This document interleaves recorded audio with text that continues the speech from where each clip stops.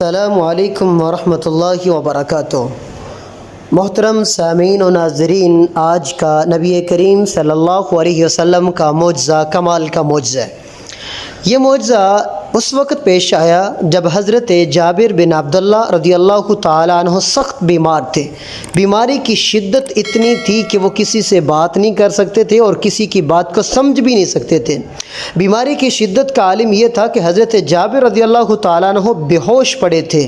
حضرت رسول اللہ صلی اللہ علیہ وسلم جب حضرت جابر بن عبداللہ کے گھر ان کی عیادت کے لیے تشریف لائے تو جابر بے ہوش ہیں، اور اس حدیث کو بیان کرنے والے صحیح البخاری میں 187 نمبر پہ یہ حدیث موجود ہے، اور صحیح المسلم میں 3034 نمبر پہ یہ معجزہ موجود ہے۔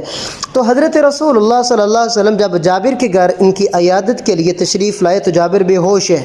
نبی کریم صلی اللہ علیہ وسلم نے پانی منگوایا اور پانی سے وضو کیا، اور وضو کا جو پانی بچا نبی کریم صلی اللہ علیہ وسلم نے حضرت جابر کے اوپر چھڑک دیا۔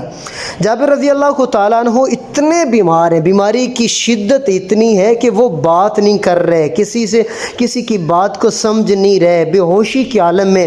جو ہی آپ صلی اللہ علیہ وسلم کا وہ وضو والا مبارک پانی حضرت جابر رضی اللہ تعالیٰ عنہ کے جسم پہ پڑا تو جابر رضی اللہ تعالیٰ عنہ کھڑے ہوئے، اور بیماری دور ہوتی ہے، صحت مند ہوتے ہیں، صحت یاب ہوتے ہیں جابر رضی اللہ تعالیٰ عنہ۔ اس سے قبل جب حضرت جابر رضی اللہ تعالیٰ عنہ کو ہوش آئی تو جابر کہتے ہیں فقلت یا رسول اللہ صلی اللہ علیہ وسلم لمن المیراث، اللہ کے رسول میری وراثت کیسے تقسیم کی جائے گی؟ کیونکہ حضرت جابر رضی اللہ تعالیٰ عنہ کلالہ تھے، ان کا کوئی رشتہ دار نہیں تھا، وراثت لینے والا نہیں تھا۔ تو اللہ رب العزت نے وراثت والی آیات نازل فرما دی کہ اے میرے محبوب پیغمبر علیہ الصلوۃ والسلام، جابر آپ سے یہ سوال کرتے ہیں تو وراثت کی تقسیم کا یہ ہے مکمل شیڈول۔ تو رسول اللہ صلی اللہ علیہ وسلم کے بے شمار معجزات ایسے ہیں جو باقی کسی نبی کو وہ معجزے نہیں ملے جو نبی کریم صلی اللہ علیہ وسلم کو عطا کیے گئے ہیں۔